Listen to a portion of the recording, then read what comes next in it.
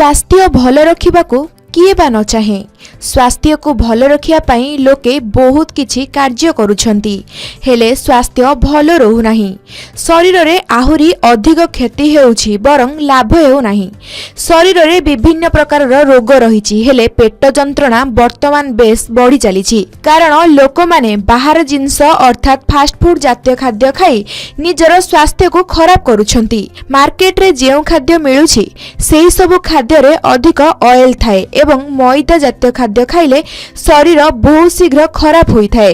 प्रथमे आपण निज स्वास्थ्य उपरे ध्यान रखिबा उचित, कारण कथारे अछि स्वास्थ्य भल रहिले सब कार्य संपूर्ण हेबो।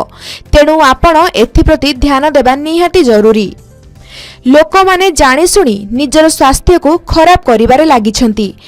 आपण जदि एही समस्या मुक्ति पाइबा पई चाहुछंती तेबे आपण को कहिबु जे केउ जिनिस खाइबा द्वारा स्वास्थ्य भल रहिबो।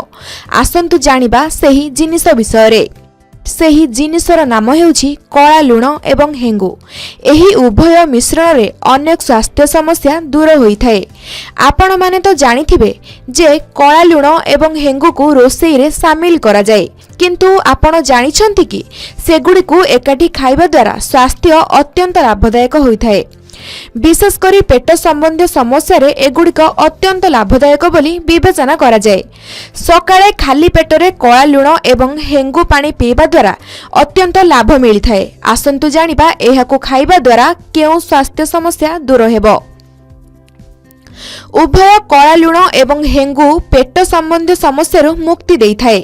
एगुड़िक अंतनली स्वास्थ्य रे उन्नति आनिथाए। एगुड़िकु एकाठी खाइबा द्वारा हजम प्रक्रिया रे उन्नति आनिथाए।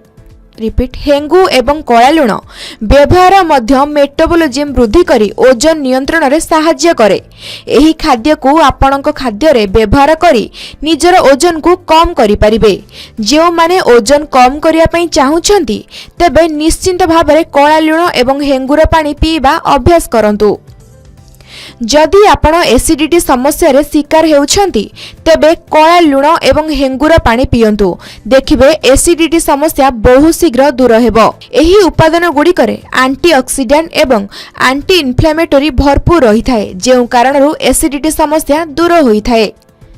जदि आपणकर बांती समस्या हेउछि किंबा बारंबार बांती लागुछि तेबे कळा लुण एवं हेंगु पानी पीबा अभ्यास करंतु। एहा सह मने रखिबा उचित जे कळा लुण एवं हेंगु को गरम पानी रे पकाई पीले संगे संगे बांती बंद होई जाइथाए। कळा लुण एवं हेंगुर मिश्रण रे शरीर डिटॉक्सिफाई होइथाए। उभय को गरम पानी रे गोटे चामच लेखाई पकाई पीबा द्वारा शरीर रे अनेक लाभ मिलिथाए। ब्यूरो रिपोर्ट, के न्यूज ओडिशा।